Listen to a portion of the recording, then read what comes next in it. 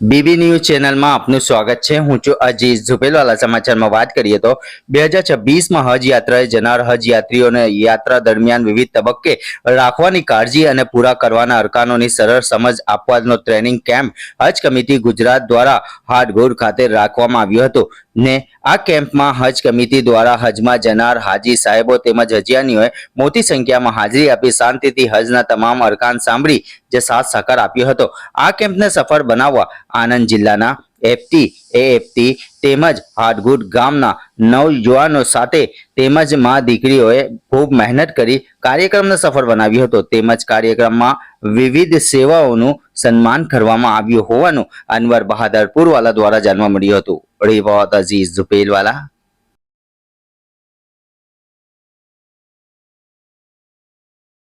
ઘંટી છે તેમને ક્લિક કરો જેથી અપડેટ ન્યૂઝ તમારા સુધી પહોંચી શકે।